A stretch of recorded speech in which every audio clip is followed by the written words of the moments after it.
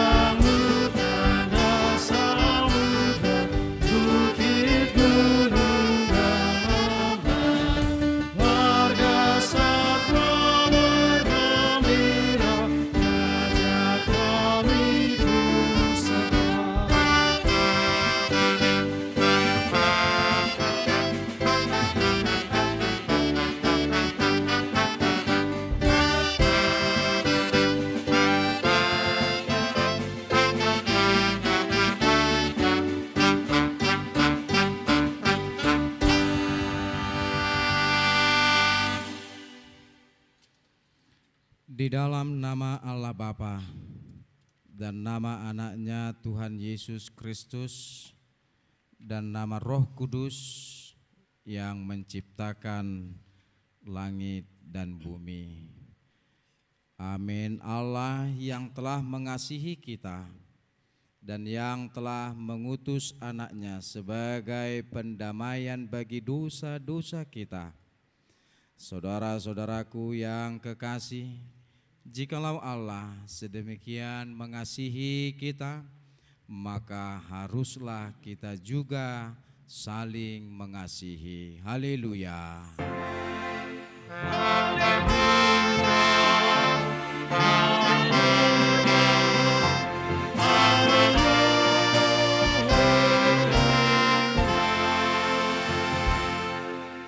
Marilah kita berdoa. Ya Tuhan Allah yang Maha Kuasa, Maha Benar dan Kudus, Engkau melawan dan mencerai-beraikan orang-orang yang congkak, tetapi menginginkan orang-orang yang rendah hati.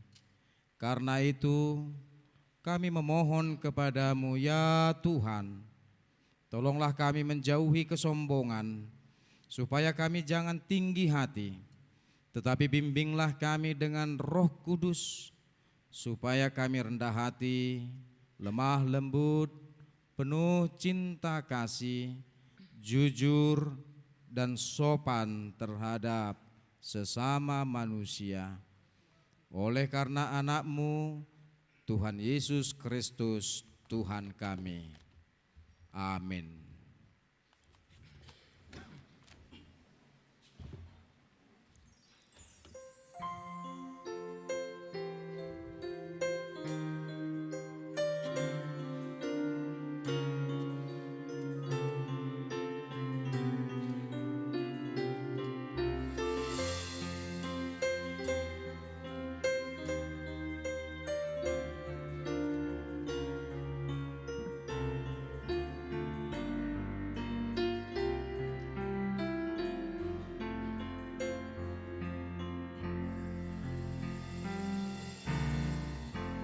Kasih setiamu yang ku rasakan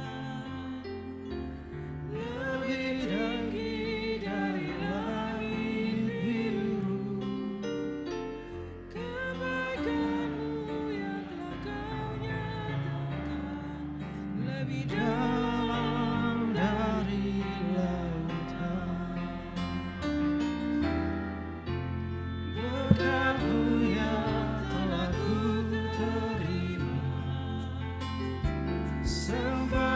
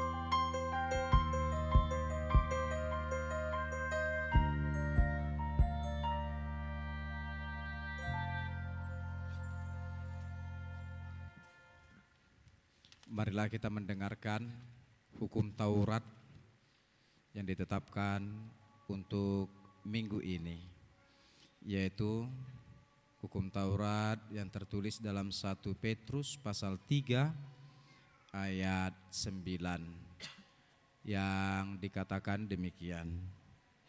Dan janganlah membalas kejahatan dengan kejahatan atau caci maki dengan caci maki, tetapi sebaliknya hendaklah kamu memberkati, karena untuk itulah kamu dipanggil, yaitu untuk memperoleh berkat.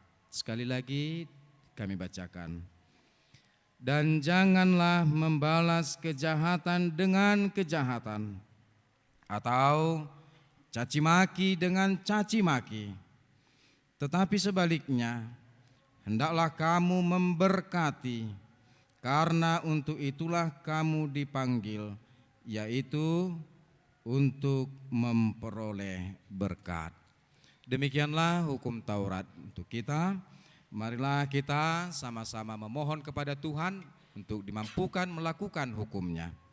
Ya Tuhan Allah, kuatkanlah kami melakukan yang sesuai dengan hukum-Mu. Amin.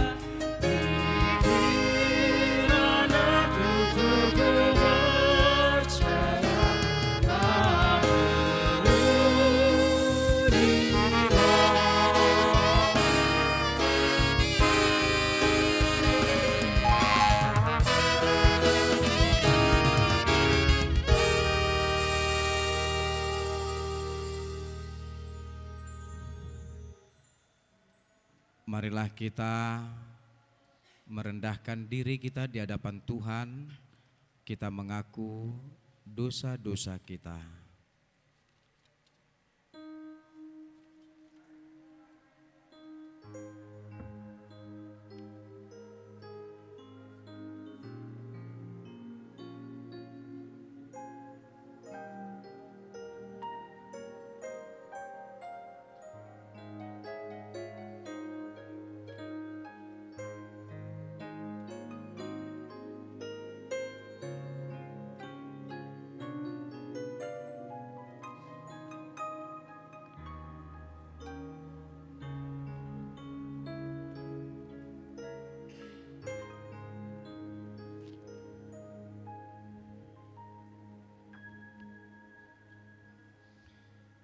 Ya Bapa, Tuhan kami di sorga, Engkau Maha Pengasih dan benar. Berkat-Mu melimpah dan kekal selama-lamanya. Kasihanilah kami ya Tuhan, lupakanlah segala kejahatan dan dosa kami. Kami sering berbuat dosa terhadap Engkau dan membangkitkan amarah-Mu karena kami sering melanggar hukum-Mu. Limpahkanlah kasih sayang-Mu kepada kami dan berkatilah kami dengan pertolongan-Mu. Ya Tuhan Allah, sumber kebahagiaan kami, ampunilah segala dosa dan pelanggaran kami di dalam anak-Mu, Tuhan Yesus Kristus, Juru Selamat kami. Amin. Dengarlah janji Tuhan untuk pengampunan dosa-dosa kita. Karena begitu besar kasih Allah akan dunia ini, sehingga Ia telah mengaruniakan anaknya yang tunggal, supaya setiap orang yang percaya kepadanya tidak binasa, melainkan beroleh hidup yang kekal. Kemuliaan bagi Allah di tempat yang maha tinggi. Amin. Amin.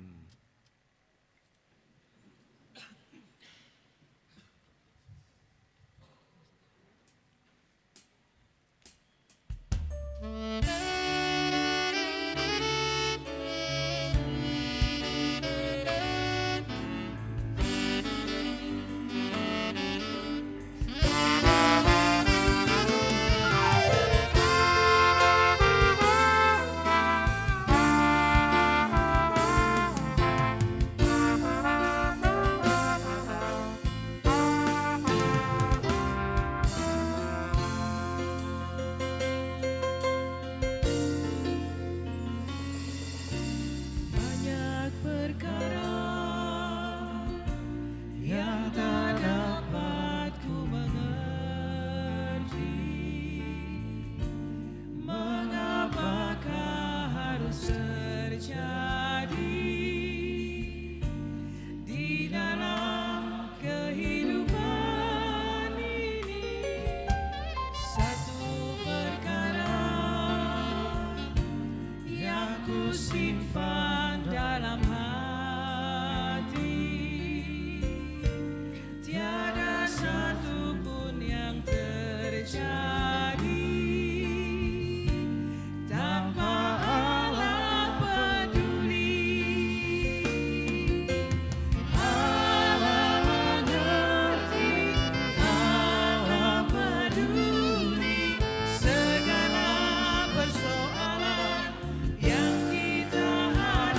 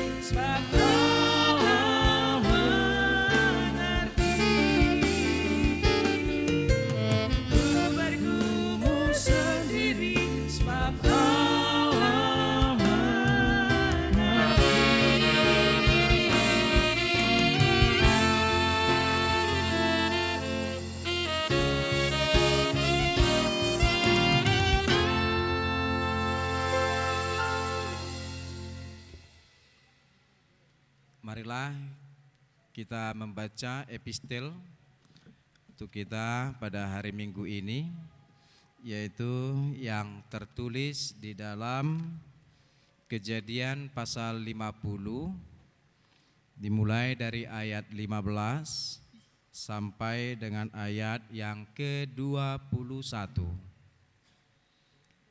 Kejadian pasal 50 ayat 15 sampai ayat 21. Baiklah kita membacanya secara responsoria atau berganti-gantian. Akan tetapi di ayat yang terakhir, yaitu di ayat yang ke-21, marilah kita membacanya secara bersama-sama. Marilah kita membacanya. Yusuf menghiburkan hati saudara-saudaranya.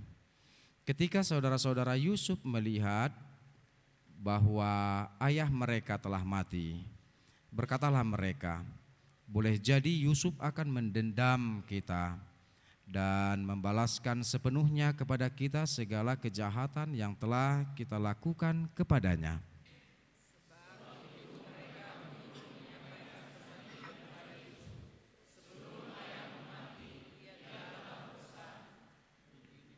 Beginilah harus kamu katakan kepada Yusuf, ampunilah kiranya kesalahan saudara-saudaramu dan dosa mereka, sebab mereka telah berbuat jahat kepadamu.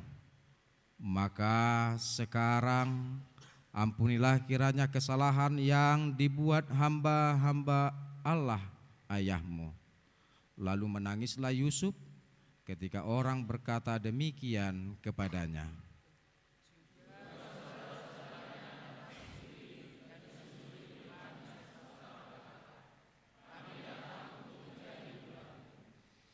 Tetapi Yusuf berkata kepada mereka, janganlah takut, sebab aku inikah pengganti Allah?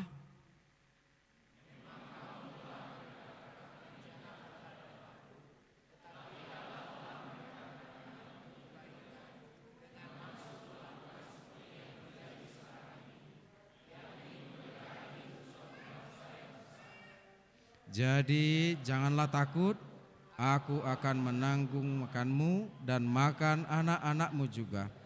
Demikianlah ia menghibur mereka dan menenangkan hati mereka dengan perkataannya. Demikianlah pembacaan firman Tuhan. Berbahagialah orang yang mendengar firman Allah serta memeliharanya. Amin.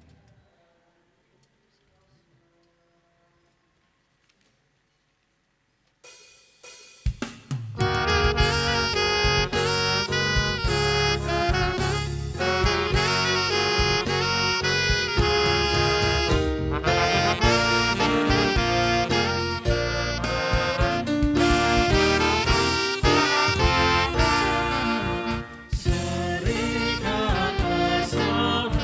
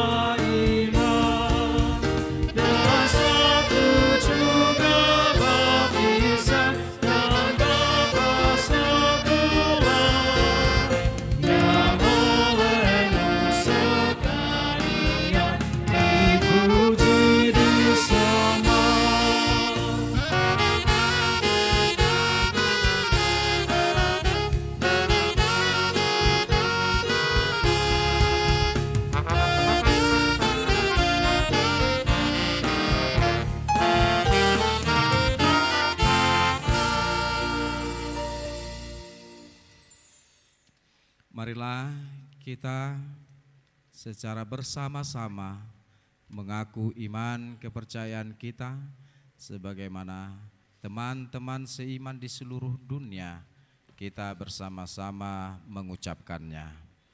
Aku percaya kepada Allah, Bapa yang Maha Kuasa, Khalik langit dan bumi.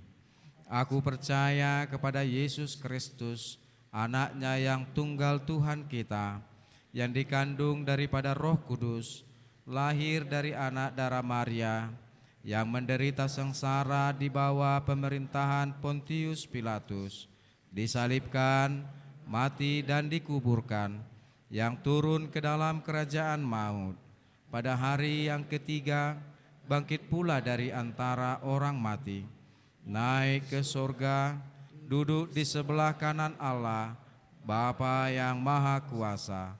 Dari sana akan datang kelak untuk menghakimi orang yang hidup dan yang mati. Aku percaya kepada Roh Kudus dan adanya satu gereja yang kudus, persekutuan orang kudus, pengampunan dosa, kebangkitan daging, dan hidup yang kekal. Amin.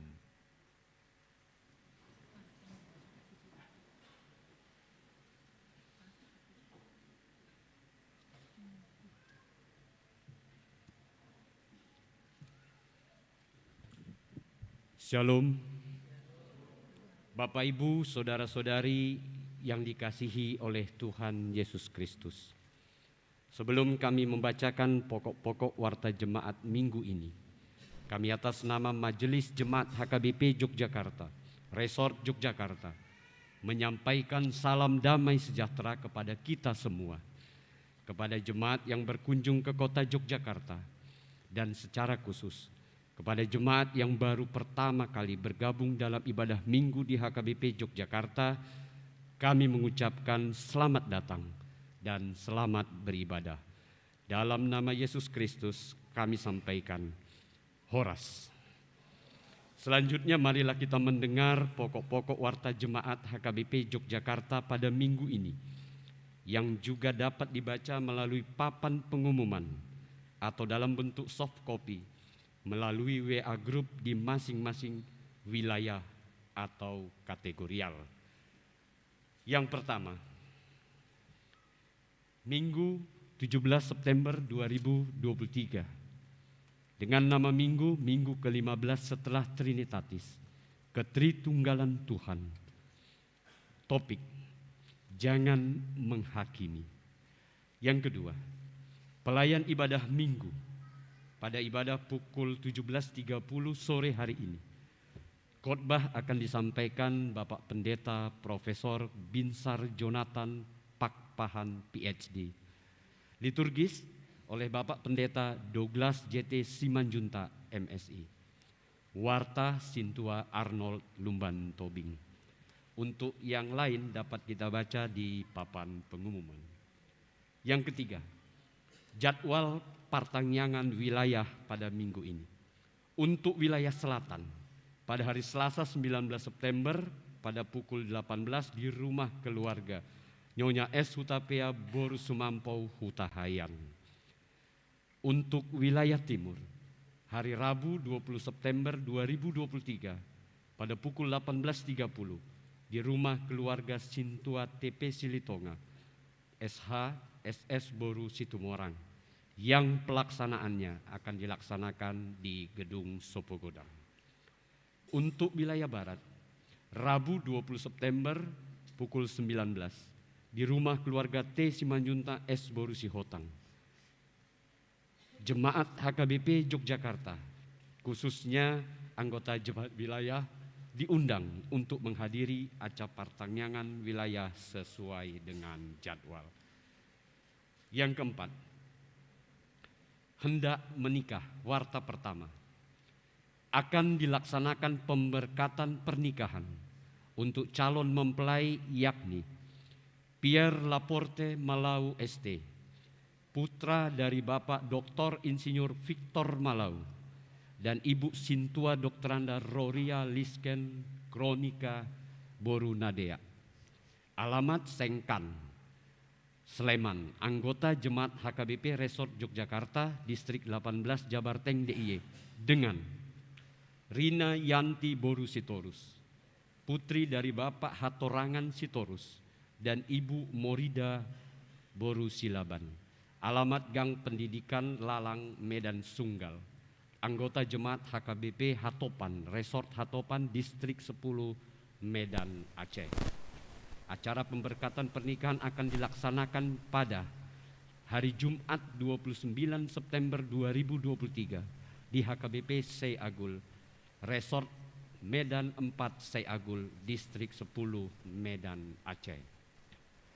Acara ibadah Partu Polon, pencatatan perjanjian hendak menikah telah dilaksanakan pada hari Sabtu 16 September 2023 di HKBP Yogyakarta. Yang kelima, pada hari ini gereja telah menerima kunjungan gerejawi pada pukul 6 dari Kor Ina Solafide HKBP Bintara Resort Jaka Sampurna, dan pada pukul 9 Punguan Ina HKBP Sidoarjo. Jemaat dan Parhalado HKBP Yogyakarta telah bersama-sama pada ibadah pukul 6.30 dan pukul 9 tadi.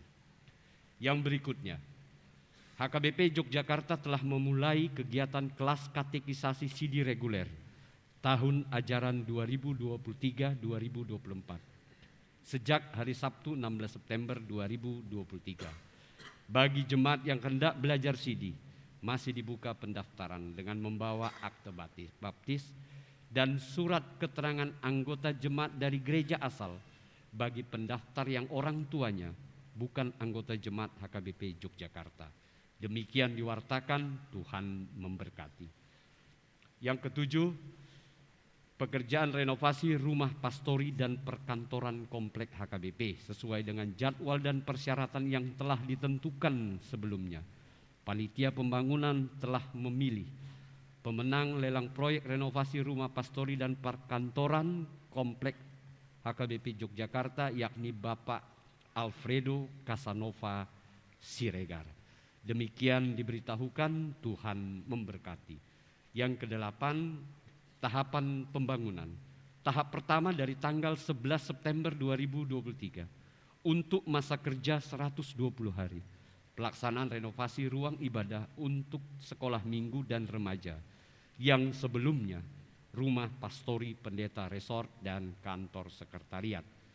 Tahap kedua, selesai renovasi tahap pertama, akan dilanjutkan dengan pembangunan 3 unit rumah pastori di Jalan I Dewa Nyoman Oka nomor 20 Yogyakarta. Yang kesembilan, rencana anggaran biaya renovasi ruang ibadah, sekolah minggu remaja, dan pembangunan 3 unit rumah pastori dibutuhkan biaya 2.210.336.825 rupiah.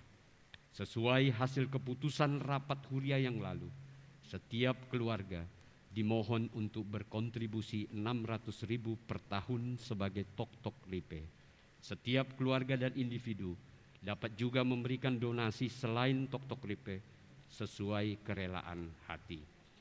Tok-tok lipe dan donasi dapat dikirim ke nomor rekening Panitia Pembangunan HKBP Yogyakarta. Yang ke-10, Panitia Pembangunan HKBP Yogyakarta dalam minggu ini menerima tok-tok lipe dari 2 keluarga dengan jumlah Rp1.200.000. Dengan ini panitia mengucapkan terima kasih. Tuhan memberkati. Yang ke-11, untuk menjaga kebersihan kota Yogyakarta. Dengan ini dimohon jemaat yang berpartisipasi menjaga kebersihan lingkungan komplek gereja HKBP Yogyakarta dengan membuang sampah pada tempat yang telah disediakan dan meminimalisir penggunaan kemasan air minum. Atas partisipasinya diucapkan terima kasih. Yang berikutnya, bagi jemaat yang hendak bergabung menjadi guru sekolah minggu, pendamping remaja, dan atau tim musik ibadah dapat menghubungi sekretariat gereja. Yang ke-13, Parhalado HKBP Yogyakarta mengucapkan selamat ulang tahun kepada seluruh jemaat yang berulang tahun kelahiran dan pernikahan dari tanggal 17 sampai dengan 23 September 2023. Dengan penuh sukacita, jemaat yang berulang tahun merenungkan firman yang tertulis di Mazmur 90 ayat 12 dan 103 ayat 1 sampai 2. Ajarlah kami menghitung hari-hari kami sedemikian, hingga kami beroleh hati yang bijaksana. Pujilah Tuhan, hai jiwaku, pujilah namanya yang kudus, hai segenap batinku. Pujilah Tuhan, hai jiwaku, dan janganlah lupakan segala kebaikannya. Yang ke-14, mari kita mendoakan kesembuhan bagi warga jemaat HKBP Yogyakarta yang dirawat di rumah sakit 2 orang dan pemulihan di rumah 6 orang. Tuhan kiranya memulihkan, menyembuhkan, dan menguatkan. Yang ke-15, pokok-pokok doa syafaat. Yang ke-16, kegiatan pelayanan di Pargodungan minggu ini dapat kita cermati di papan pengumuman. Dan yang ke-17, penyumbang bunga altar pada hari ini, Minggu 17 September 2023, yaitu keluarga Dr. Insinyur Victor Malau, Ibu Sintua Dokteranda RLC Boru Nadea. Tuhan memberkati. Yang ke-18, warta keuangan dari tanggal 9 sampai 15 September 2023 secara lengkap dapat kita cermati di papan pengumuman. Dan yang terakhir, warta tambahan bagi Naposo yang ingin bergabung dengan Naposo HKBP Yogyakarta. Silahkan mendaftar pada penerimaan pendaftaran yang ada dan telah disiapkan di depan gereja setelah ibadah ini berlangsung. Demikian warta jemaat bagi kita untuk minggu ini. Tuhan memberkati.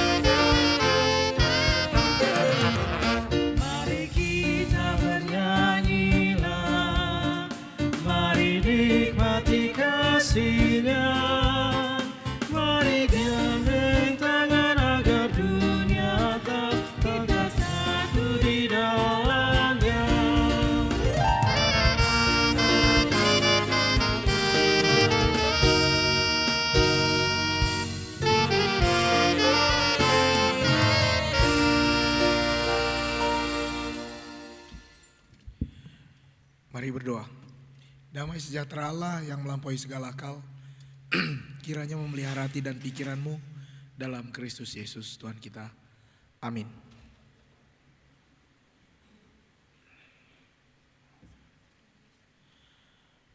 Saudara-saudara, teman-teman yang terkasih, firman Tuhan hari ini diambil dari 1 Korintus 4 ayat 1 sampai 5.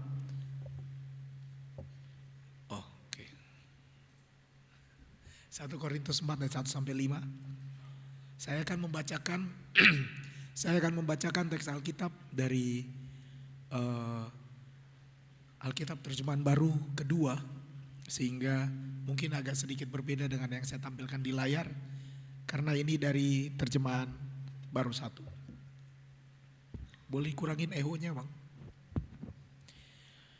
1 Korintus 4 ayat 1 sampai 5. Beginilah hendaknya orang memandang kami sebagai hamba-hamba Kristus yang kepadanya dipercayakan rahasia Allah, yang akhirnya dituntut dari pelayan-pelayan yang demikian ialah bahwa mereka ternyata dapat dipercayai. Bagiku tidak begitu penting entahkah aku dihakimi oleh kamu atau oleh suatu pengadilan manusia. Malahan diriku sendiri pun tidak kuhakimi. Sebab memang aku tidak sadar akan apapun tentang diriku. Tetapi bukan karena itulah aku dibenarkan, melainkan Tuhanlah yang menghakimi aku. Karena itu janganlah menghakimi sebelum waktunya, yaitu sebelum Tuhan datang. Ia akan menerangi juga apa yang tersembunyi dalam kegelapan, dan ia akan memperlihatkan apa yang direncanakan di dalam hati. Kelak tiap-tiap orang akan menerima pujian dari Allah. Demikianlah firman Tuhan. Sorry, saya tadi agak lupa memindahkan slide-nya. Shalom teman-teman. Horas. Senang sekali bisa bersama dengan teman-teman pada malam hari ini. Mohon maaf suara saya kena radang tenggorokan jadi agak serak. Nama saya Binsar Pakpahan, saya pendeta HKBP, dosen di Sekolah Tinggi Filsafat Teologi Jakarta. 2 minggu lagi saya akan dilantik menjadi rektor atau ketua di STT Jakarta, tempat atau sekolah teologi tertua di Indonesia yang dulu HKBP ikut mendirikannya. Dan kami tinggal di dalam kompleks STT Jakarta atau STFT Jakarta di Jalan Proklamasi. Tahun ini kami akan berusia 89 tahun dan pendeta-pendeta pertama dari HKBP yang lulusan sekolah tinggi berasal dari kampus ini. Karena itu senang sekali bisa bersama dengan teman-teman, karena dulu saya ingat waktu saya praktek, saya tinggal di daerah Taman Siswa, ada di situ Panti Weredahana, Panti Jompo. Kami tinggal praktek di situ, saya tinggal 3 bulan. Lalu ketika gereja ke sini tahun 2000, saya ingat saya duduk ada di pojok sana, di belakang sana.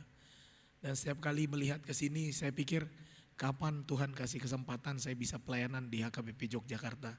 Jadi 23 tahun kemudian sesudah pendeta Bernard undang saya, Amang Pendeta Panggabean, lalu saya langsung okekan karena dulu saya ingat pertanyaan itu, kapan saya bisa kesini. Jadi saya senang sekali teman-teman berada di sini. Ya sebagai bukti kegembiraan saya khotbah 4 kali di tengah suara serak. Ini adalah khotbah yang keempat. So, Amang Pendeta bilang bahwa the fourth service used to have English service. Is that right? Did we have an English service last week? Right? So I'm gonna try once in a while. I'll speak in English. Katanya begitu kata Amang, coba aja bahasa Inggris. So tadi pagi ya saya udah bahasa Batak, sekarang bahasa Inggris, jadi otak agak diputar-putar dulu. Jadi saya senang sekali, istri saya Dorta Borupardede, kami punya anak 2, satu usia 10 dan satu usia 3 tahun. Sekali lagi saya senang ada di sini. Semoga teman-teman yang saya tahu banyak kan mahasiswa di sini ya. Most of you are students, right? So thank you very much. Siapa yang di sini yang berasal dari Balige? Who's coming from Balige? Can you raise your hand? Balige? Ada Parbalige di pojok sana, ada Parbalige 2. Parbalige. Dengar dong. Do we have Parbalige here? Parbalige. Bahasa Inggrisnya Belaige, ada Parbelaige. Do you have? No. Not too many ya. Jadi istri saya dari Balige. Ngomong-ngomong Balige ini, di Balige kampus itu cuma USU teman-teman. Jadi orang tua cuma tahu USU. Kalau anaknya masuk ITB dibilang kasihan kok nak kok masuk ITB. Lain kali kok bisa masuk USU gitu katanya. Itu true story. I didn't make it up. I heard it from someone. Oke. Nah, yang menarik adalah saya mau cerita soal Balige. Nice people, very really lovely. That's why my wife is from Balige. But anyways, have you ever heard of live commentary? Live commentary during a football game or during a movie, sometimes during movie. Jadi live commentary, teman-teman, selalu menambah semangat, menambah semarak sebuah pertandingan sepak bola. Ya, Napi Tupulu mengoper pada si Mangunsong mengoper kepada Pardede mencetak gol, ternyata ditahan Samosir, gitu misalnya. It's very fun, right? Kadang-kadang komentator yang malas juga mengubah mood. Ya, nomor 3 membawa bola, masih membawa, masih membawa. Dia oper, dia tendang, tertahan, saudara-saudara, bola dilempar lagi. Kadang-kadang itu bisa mengubah mood. Makanya komentator terbaik menurut saya adalah Valentino Simanjuntak. Pernah dengar teman-teman jebret-jebret? Have you ever heard? Oke, sekarang kita akan dengar ada suaranya ya. Sip. Salam Messi. Oh, sorry. Saya ulangi lagi. Kita melakukan crossing berbahaya. Ya ampun, jebret, gol, jebret. Tandukan Garuda Pancasila mampu untuk merobek gawang daripada Myanmar adalah Egy Messi Kelok 9 yang mampu untuk membuat Indonesia kembali sampai Merauke. Berikan aku 10.000 orang tua, akan ku cabut Gunung Semeru dari akarnya. Berikan aku 10 pemuda, akan ku guncangkan dunia satu sama UK. Egy Messi, jebret. Oh la la la la la la la la la la la la la.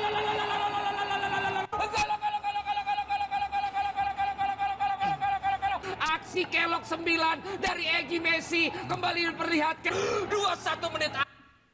Jadi kalau if the commentary is fun, sometimes you watch the game for the sake of the commentary. You don't really watch the game. You listen to the commentary.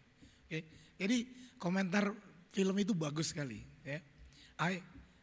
Pertama teman-teman kalau nonton film suka komentar nggak? Itu nyebelin. Jadi kalau lagi nonton film ada yang komentar, kenapa begitu dia? Ini ngeselin. Ini orang-orang begini ngeselin. Apa ini? Kenapa dia begini? Apa yang terjadi? Jahat kali orang ini gitu. Ini ngeselin. Mama saya sering begitu, mama saya kalau nonton live commentary. Jadi saya I've heard live commentary football. I've heard live commentary during movies. But have you ever heard live commentary during a Christmas service? Jadi waktu itu di Balige, and this is why I'm going back to Balige, Belaige. Jadi waktu itu kami sedang ibadah Natal, teman-teman. Baru ini saya lihat dan kayaknya cuma di situ saya lihat. Jadi, waktu ibadah Natal ini, so when we had a Sunday Christmas service, I was sitting over here. So in Balige, you have a cross-shaped room. So we were sitting here, facing this way. And I was sitting at the back, right? There was this lady, and she kept giving, she kept commenting on whatever things that is happening in the front. Every time something happened, she just kept commenting. For instance,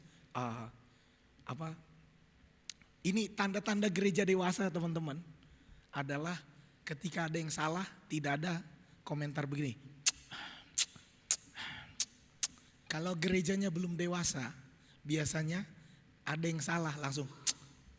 Nah ini untunglah berarti gereja KBP Yogyakarta pukul 17.30 sudah dewasa. Tidak ada yang sudah dewasa. Good job. But this lady, kalau ada yang salah, dia langsung komentar. Kor dikomentarin. Baju parkour ini kayak nggak ada aja baju yang lain. Nggak bagus bajunya. Pengkhotbah ngomong salah. Wah pengkhotbah ini khotbahnya pun diulang-ulang. Udah pernah aku dengar khotbahnya, kurang persiapan pendeta ini. Yang ngeri waktu ada, and now it's time for a speech from someone who was here and went outside to Jakarta and now returned as a successful business person, right? Kasih komentar, Waktu dia lagi ngasih pidato, pasti karena orang kaya lah ini dikasih komentar. Kalau enggak mana dikasih, ini kasih pidato.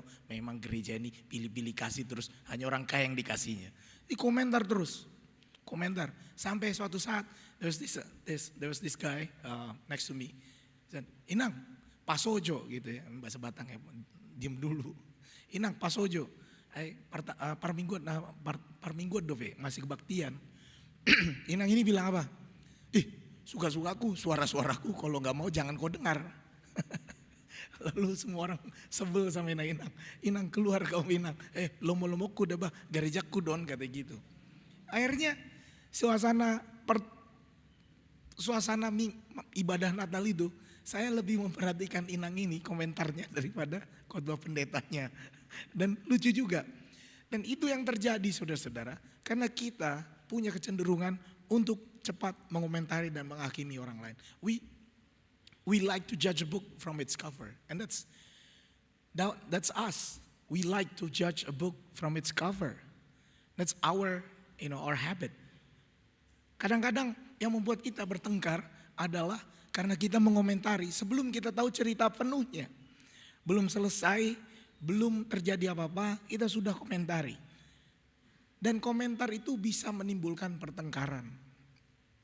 Dan itu yang terjadi dalam perjalanan Rasul Paulus yang kedua, ketika dia menulis surat kepada jemaat di Korintus ini. Ketika dia menulis kepada jemaat Korintus, Korintus ada dekat Athena, if you can see it, the city Corinth.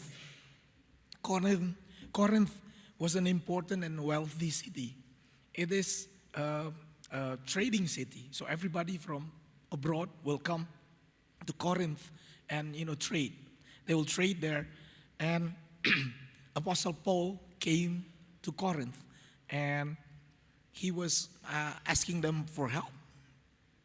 So after leaving Corinth, he wrote a letter to the Corinthians in the Corinth, and he warned them about the things that went wrong with the people in the city of Corinth.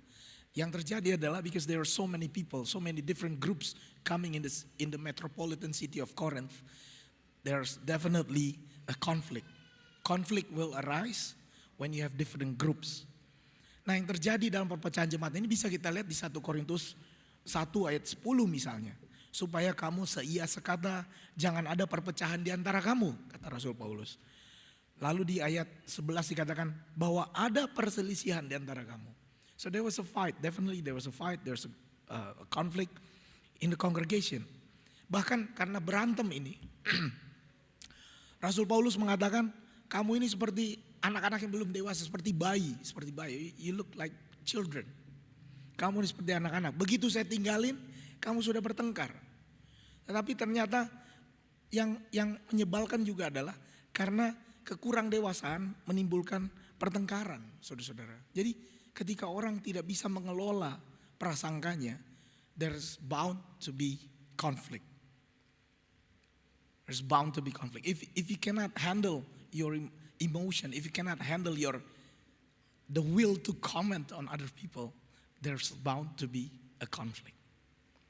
Nah karena itu, ngomong-ngomong saya jadi ingat, sinetron Indonesia adalah sinetron yang paling sering menimbulkan konflik. Teman-teman, jadi kalau sinetron Indonesia, ada satu sinetron kemarin saya nonton, minggu lalu saya nonton sama mama saya, karena mama saya penguasa TV, jadi kalau dia lagi jaga Pahopu, MC, ngomong cucu, dia menguasai TV gitu kan. Ada satu sinetron, ingat gak yang ada polisi-polisi, ceweknya polisi atau tentara gitu, marinir atau apa polisi, nggak ada yang nonton sinetron Indonesia ya? Sombong kali kalian, sok kali. Jadi nggak apa-apa, saya juga karena mama sih jadi nonton. Jadi saya nonton, sinetron Indonesia kan penuh dengan klise gitu ya, klisenya itu. Jadi cewek ini menjatuhkan, ada pulpen jatuh gitu. Lalu yang lagi ngomong ini cewek sama cowok mantan. Jadi cowok ini mantannya si cewek, kan? Jadi si cowoknya ngambil pulpennya, ceweknya ngambil pulpen juga, CLH gitu kan? Iya. Yeah. Pas masuk pacarnya, apa? Gitu kan? Bersambung.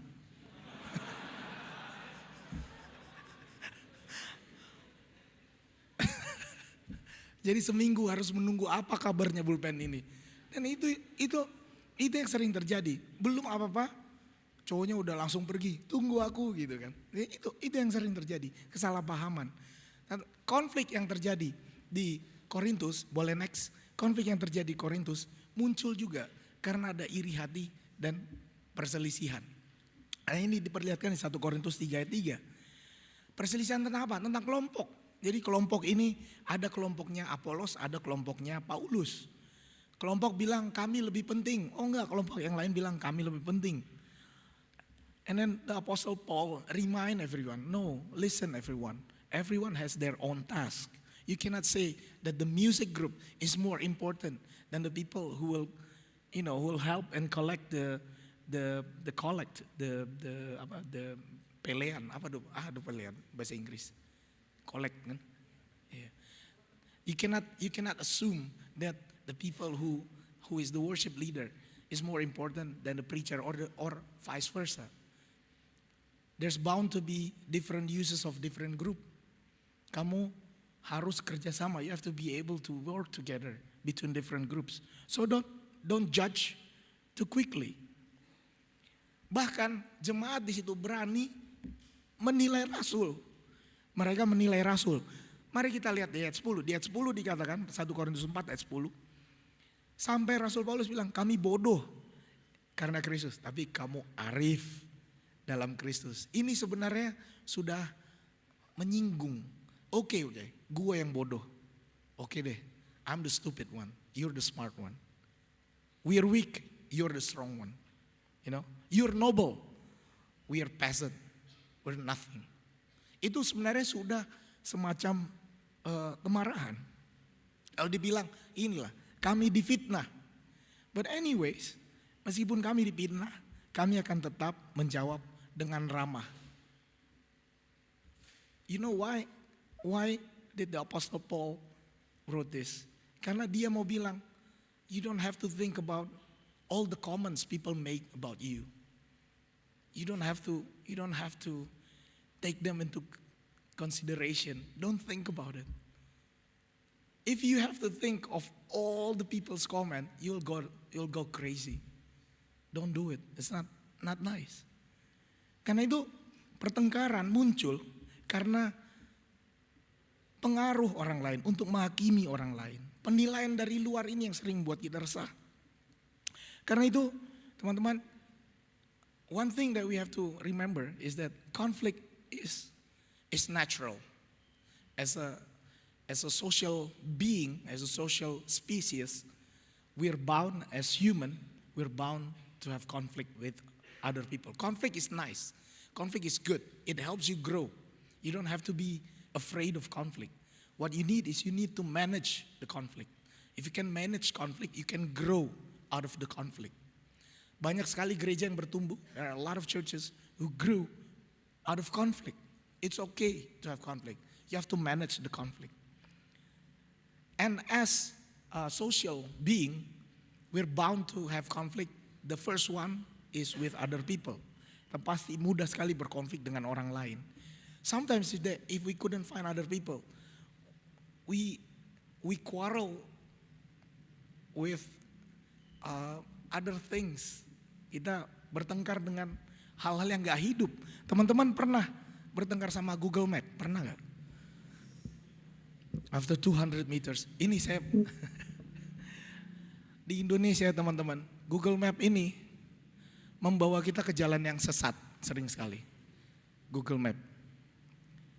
Google Map itu dia tidak tahu bahwa ada kondangan dan jalan ditutup.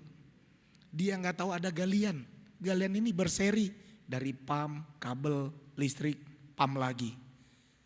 So when they said setelah 300 meter belok kiri, lalu saya bilang, Google, gitu cara saya manggil Google. Google, ada galian jalan nggak bisa. Dia kan nggak ngerti. Lalu saya jalan terus. Apa yang dia bilang? Putar balik. Google, gua nggak bisa muter balik karena nggak ada orang di mobil. Ya saya ngomong sama Google, sama siapa lagi saya ngomong, Google saya nggak bisa muter balik. Lalu saya bilang find another route gitu kan, calculating, putar balik. Saya selalu berantem dengan Google dan buktinya bahwa kita bisa bertengkar dengan hal-hal yang sebenarnya tidak boleh kita ajak berantem adalah video ini.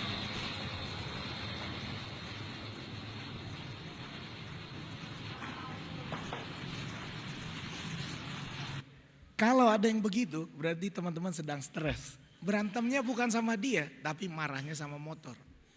So just be careful. Itu sebabnya sering sekali, oftentimes, if you're angry at something, your true anger is not at that thing. Your true anger is somewhere lies behind or inside your heart. It's not towards that thing. Okay? Nah, karena itu Rasul Paulus mengatakan kalau ada yang marah, meskipun saya dihakimi orang, I don't care if you judge me. I don't care if you judge me, because at the end of the day, the only one that can judge me is God. Itu kata dia. You don't know what I've been going through. Only God knows. Karena itu jangan cepat-cepat mudah menghakimi. Dan terakhir dia bilang, don't judge too quickly.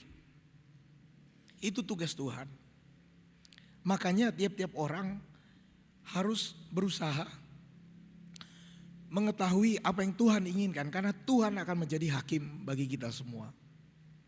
Tetapi saudara-saudara, because we want to have certainty as human beings, we want to have certainty. Our biggest search in the world is for truth. Kita selalu berusaha mencari kebenaran. Karena saya ngajar filsafat, teman-teman. Dalam filsafat, pencarian kebenaran ini selalu bolak-balik antara empirical, and logical. Empirical and logical, that's a two whole big strain of the search for truth. Ini empirical dan logical. Meskipun demikian, kita berusaha menciptakan banyak alat supaya kita tahu persis apa yang menjadi kebenaran. Tapi meskipun kita diberikan data yang sama, belum tentu kita bisa melihat kebenaran yang sama. Okay? I'm going to give you an example. Did you follow the World Cup 2022 World Cup? Did you follow it? Did you watch it? Yeah? Okay. Are you for Messi or for Ronaldo? Messi or Ronaldo, guys? Messi or Ronaldo? Ronaldo, sabar ya yang Ronaldo. Dia udah pindah ke Al Nassr.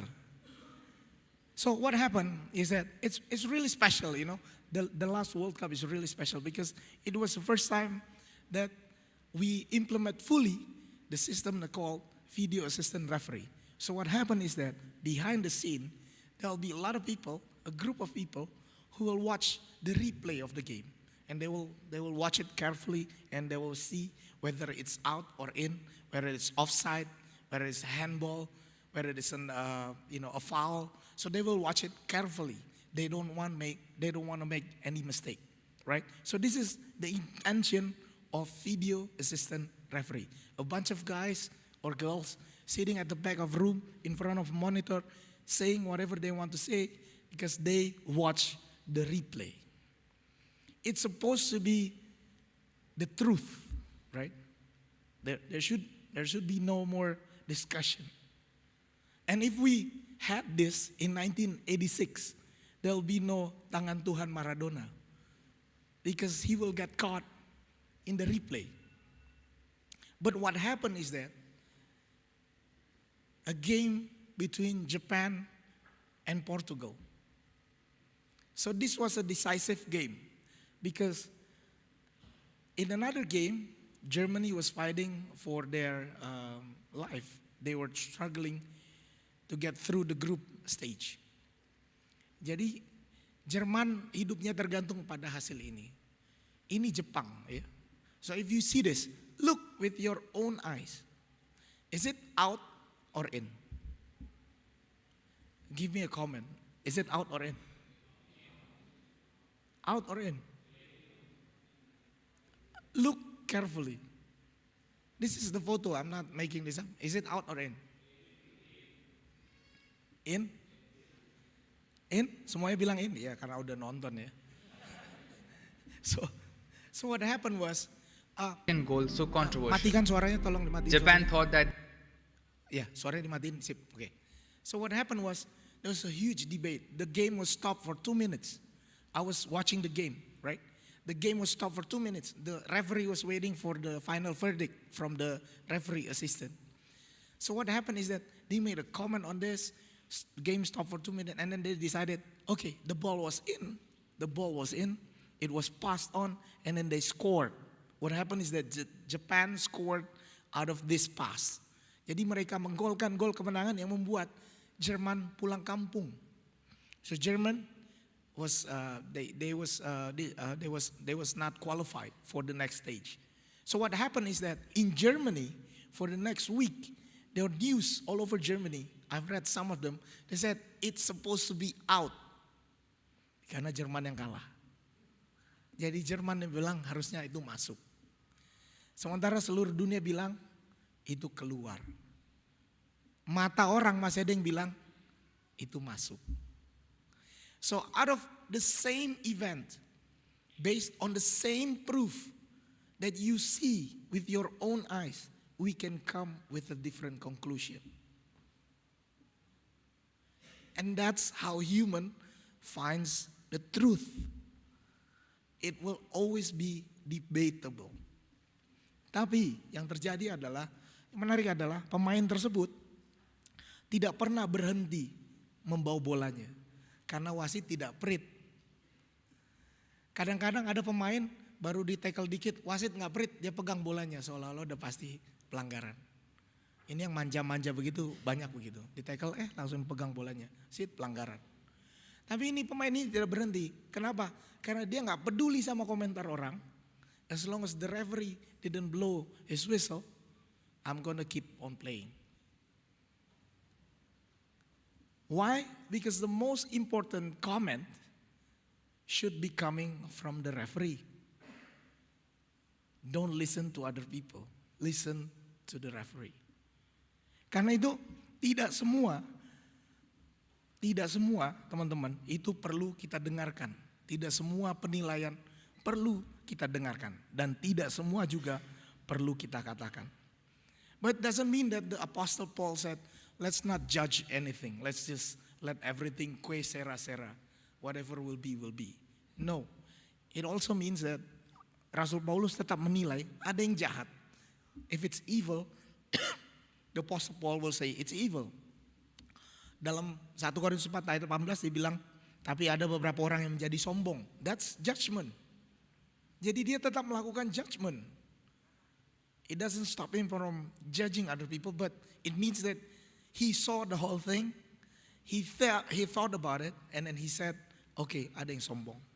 Karena itu apa pelajaran buat kita teman-teman? Yang pertama, jangan cepat mengomentari sesama.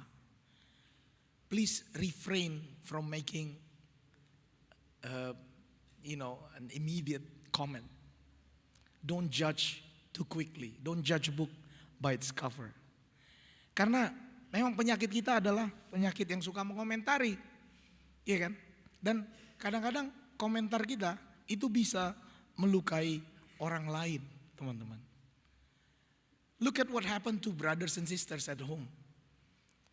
Why do brothers fight? Because sometimes their parents compare them to each other. Sama adik dibilang, kamu gak bisa kayak abangmu, abangmu baik sekali. Dulu dia suka membantu. Sama adik dibilang, sama abangnya dibilang, coba lihat adikmu penurut sama mama. Kamu harusnya lebih begini. Selalu kita dikomentari, teman-teman. Nilai 8, kenapa kok gak bisa 9 seperti anak tulang sana? Ketika kamu sudah punya melakukan banyak hal, kamu masih dikomentari juga. Now if you don't like other people judging on you, don't judge other people. Refrain from commenting too quickly. Ini pelajaran nomor 1, teman-teman. Pelajaran nomor 2, tiap orang punya konteks berbeda.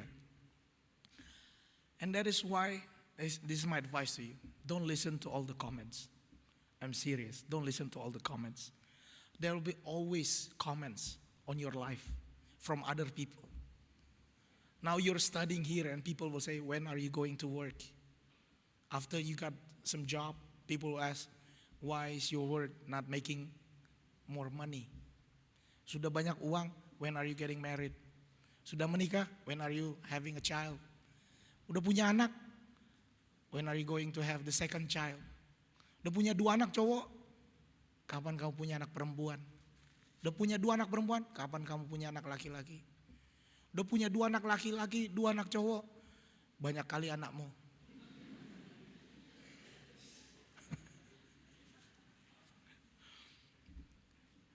There will always be comment on your life. Don't read all the comments. Don't read all the comments. Ya, teman-teman, jangan. Don't read all the comments. This is a tip for you. From the Bible, what we knew is that just only listen to a few people that you consider the most important people to you. Other than that, don't listen or don't read their comments. Don't read their comments. Do you know, I got my professorship just a month ago. I got the letter from the government, right? People say congratulations, congratulations, congratulations. But do you know, there always be strange comments. Satu komentarnya, Amang jangan lupa pelayanan ke jemaat kecil. Isi do Bayona. Dia nggak tahu saya datang dari mana. Don't make comment. Ada komentar yang aneh, dia kurang HKBP katanya, kurang HKBP. Ternyata HKBP baru di situ saya tahu HKBP ada levelnya, ada HKBP kali, ada yang kurang HKBP. Tiap orang punya konteks berbeda. Kamu berhasil menaklukkan dunia pun masih akan tetap ada yang komentarin, pasti ada. Dan yang paling nyebelin, tahu nggak komentar yang paling rese? Komentar paling rese adalah selalu ada komentar ini. Ingin mendapatkan gaji ekstra bekerja dari rumah, itu ada di bawah tanda tanya, lalu dia bikin link untuk pekerjaan. Itu ngeselin tuh, ada aja bot yang selalu ngirim komen begitu. So what happened in your life is that if you follow any Korean actress news, you found out that within this year there was a Korean actress who committed suicide because she read all the comments. And some of the comments are in Indonesian. Orang Indonesia ngomentarin artis Korea, entah ngapain dia komentarin di situ. Artisnya sudah meninggal sekarang, bunuh diri. Karena dia baca komen. So there will be always other people who will comment on what you do. Always. Don't listen to it. Listen to only the important ones. Jangan dengar. Let apa peribahasanya, anjing menggonggong apa kafilah berlalu. Biarkan. Itu nggak bisa di bahasa Inggris kan ya, dog bark.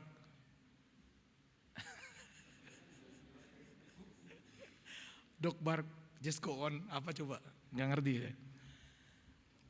Dan terakhir, last one, if you have to make a comment, if you cannot refrain yourself from making comment, make sure that you have a good comment, a positive one.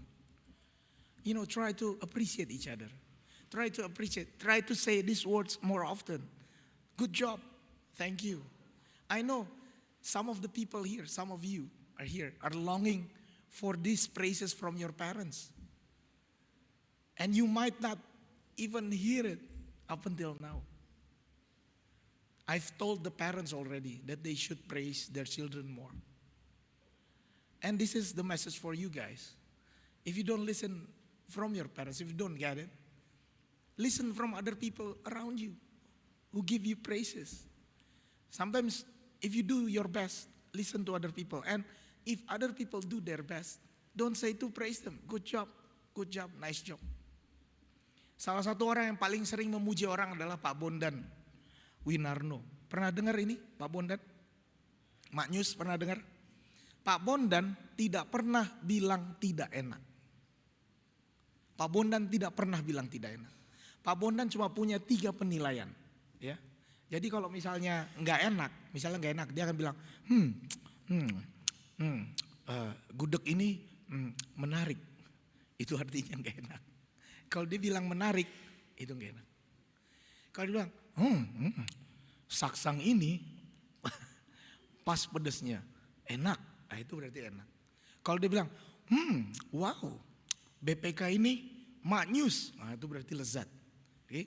Jadi nanti dia tidak pernah bilang tidak enak.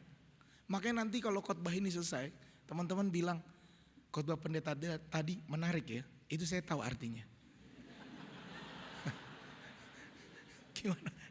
Gimana? How's the sermon? Interesting, menarik. Nggak apa-apa. Yang penting saya nggak dengar jelek, saya dengar menarik. Oh mantap, berarti menarik. Dan itu teman-teman, ternyata orang Batak selama ini punya bahasa yang sangat halus teman-teman. Orang Batak kedengarannya kasar, tapi sebenarnya orangnya halus. Lihat wajah laki-laki Batak yang di sini, semua mukanya halus. Enggak ya? Banyak filternya nggak sih di sini? Hati-hati dengan filter teman-teman. Jangan pacaran sebelum kenalan ya. Hati-hati. Tapi orang Batak aslinya sebenarnya bahasanya sangat halus. Kita punya bahasa Batak kromo. Ya punya. Jadi kok enggak percaya kan? Enggak percaya. Jadi kalau di kampung teman-teman, bahasa Batak itu, saya bertemu dengan orang waktu saya praktek di Samosir. Bahasanya itu satabi gitu. Selalu ngomong satabi, permisi, maaf, sorry, maaf. Satabi simalolong muna. Simalolong artinya mata. Itu bahasa halus ya simalolong. Simakudap mulut. Simanjojak kaki. Nah, orang aslinya halus sekali. Satabi nang. Simalolong muna. Nah, begitu dia pindah ke Jakarta, ucapannya berubah jadi mata mile gitu. Berubah dia. Ini saya pernah. Makanya lagu sekolah minggu, hati-hati gunakan mata mile gitu. Kenapa berubah? Jadi saya pernah nanya seorang supir ya di Pulau Gadung, orang Batak. Saya tanya, Amang kenapa? What happened? You know, because I know this person. He's very kind. He's very polite. Amang kenapa kalau lagi nyupir mata? Saya nggak boleh ngomong ini di khotbah ya, nggak boleh. Jadi sering begitu. Lalu saya tanya, Amang kenapa jadi kasar begitu Amang? Dia bilang gini, Amang begini Amang. Kalau saya ngomong halus, situasi sudah kritis, orang ini udah mau jatuh. Nggak mungkin saya bilang, Inang, setabi, si manjojak muna. Udah jatuh dia Amang, harus gue teriakin, Inang, patmi Inang, hati-hati yo gitu, harus cepat dia. Jadi karena situasi, dia harus jadi keras. Lalu kita menilai dia, lalu kita bilang, memang orang Batak ini keras-keras. Padahal hatinya lembut semua. Enggak ya? Iya gak sih? Iya gak sih? Lembut semua. Dan ini yang terjadi. Tidak ada niat yang jelek, tapi sebenarnya karena konteks seorang bisa berubah. Thus, to conclude, please refrain yourself from judging too quickly. I'm serious. You don't know what the person has been going through. You don't know. Kamu bisa lihat yang senyum-senyum di sini, mungkin dia sedang kesepian di tengah keramaian. Hati-hati. Apalagi kalau teman kamu lihat udah ketawa-ketawa sendiri. Kadang-kadang orang kalau nggak datang kiriman dari orang tua, dia ketawa aja. Kenapa ketawa? Gak ada uangku. Daripada nangis.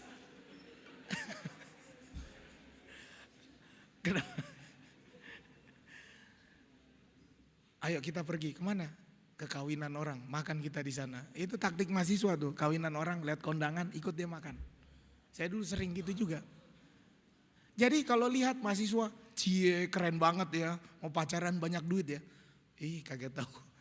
Uang kiriman belum datang bro. Gue mau ke kondangan orang nitip makan.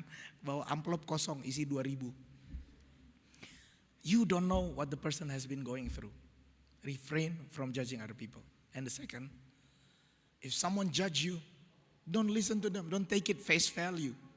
Listen to it carefully. Is that really you? Because if you are gold, whatever people say about you, you will stay gold.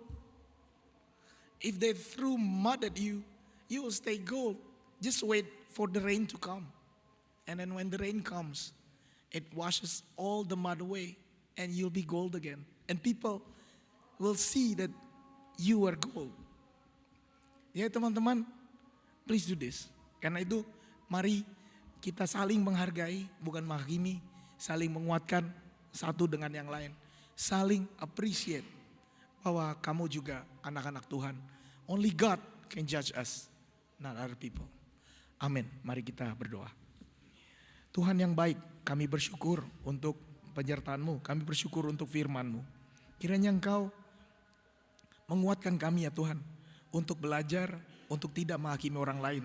Untuk belajar, untuk bisa menahan diri kami dari menghakimi orang lain. Dan untuk belajar tidak terlalu mendengarkan komentar-komentar yang tidak benar mengenai kami. Dan Tuhan, kami mau berdoa untuk gereja-Mu. Kami berdoa untuk AKBP Yogyakarta dalam tahun penata layanan. Kami berdoa untuk pembentukan Pospel Sedayu Kulon Progo, pencarian lahan Pospel Wonosari. Kami berdoa untuk berbagai kegiatan yang telah disiapkan agar semuanya boleh belajar dengan baik. Tuhan, kami juga berdoa untuk teman-teman pemuda dalam berbagai pergumulannya. Kami berdoa untuk mereka yang sedang studi agar bisa selesai, yang mencari pekerjaan agar menemukan yang sesuai dengan talentanya. Mereka mencari pasangan hidup, boleh menemukan pasangan yang sepadan dengan dirinya. Kami juga berdoa untuk para pelayan Tuhan di gereja ini, biarlah semuanya memiliki kesatuan hati. Kami juga berdoa Tuhan untuk pemerintah Provinsi Daerah Istimewa Yogyakarta. Tuhan sertai Gubernur Sri Sultan Hamengkubuwono dalam mengatasi berbagai masalah, khususnya juga masalah sampah yang sedang dihadapi oleh Yogyakarta. Kami juga berdoa untuk proses pemilu di Februari 2024 sertai Presiden dan Wakil Presiden agar Indonesia tetap aman, bebas dari gerakan-gerakan intoleransi, dan kami boleh saling menghargai satu dengan yang lain. Biarlah para pemimpin yang terbaik boleh Engkau pilih untuk menjadi wakil rakyat kami. Demikian juga Tuhan, kami mau berdoa untuk perdamaian dunia dan juga untuk pemanasan global yang semakin kami rasakan. Biarlah kami boleh menjadi orang yang bertanggung jawab untuk alam-alam di sekitar kami. Terima kasih Allah untuk penyertaan-Mu. Di dalam nama Tuhan Yesus Kristus kami berdoa. Amin.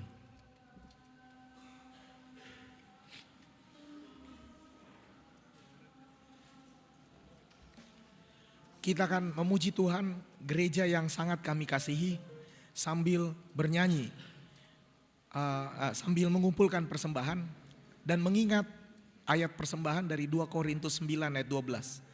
Sebab pelayanan kasih yang berisi pemberian ini bukan hanya mencukupkan keperluan-keperluan orang-orang kudus, tapi juga melimpahkan ucapan syukur kepada Allah.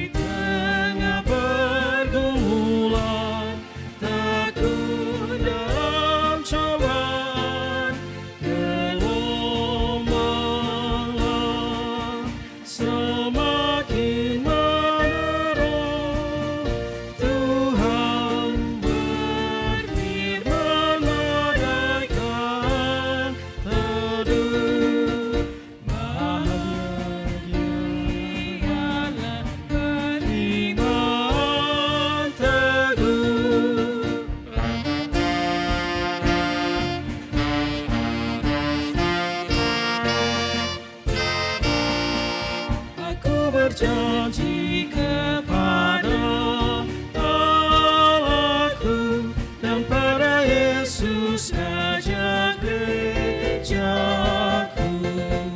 ku persembahkan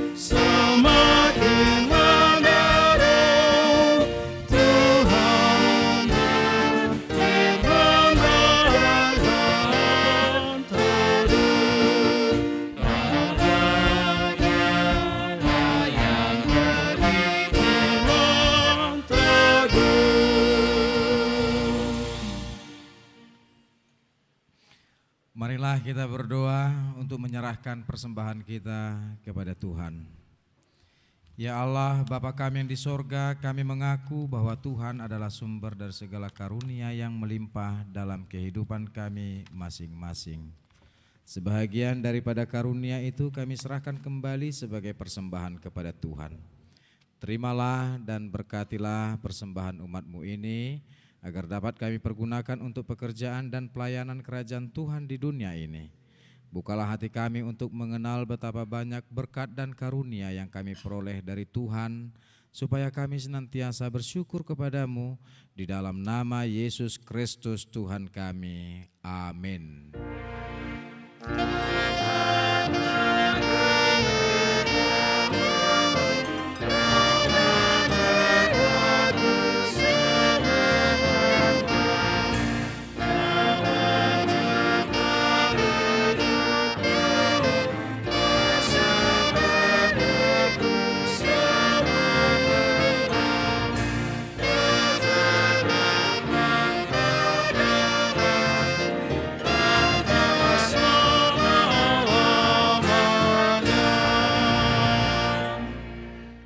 Bapa kami yang di sorga, dikuduskanlah namamu, datanglah kerajaanmu, jadilah kehendakmu di bumi seperti di sorga.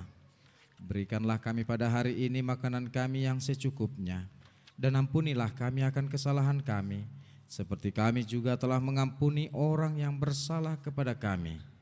Dan janganlah membawa kami ke dalam pencobaan, tetapi lepaskanlah kami dari yang jahat.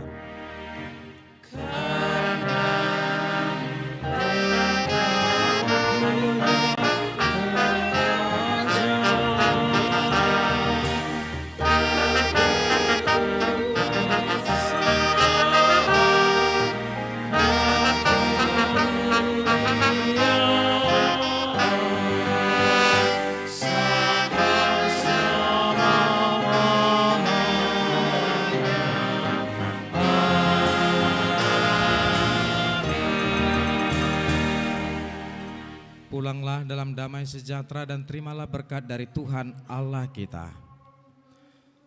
Tuhan memberkati engkau dan melindungi engkau. Tuhan menyinari engkau dengan wajah-Nya dan memberi engkau kasih karunia. Tuhan menghadapkan wajah-Nya kepadamu dan memberi engkau damai sejahtera. Amin.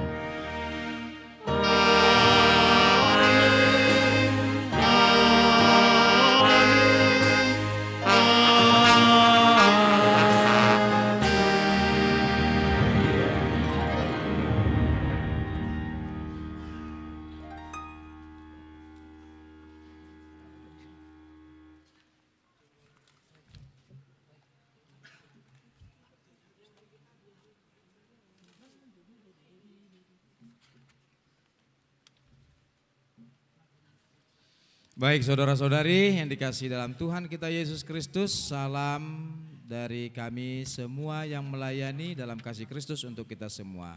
Shalom. Oras madihita saluhuna.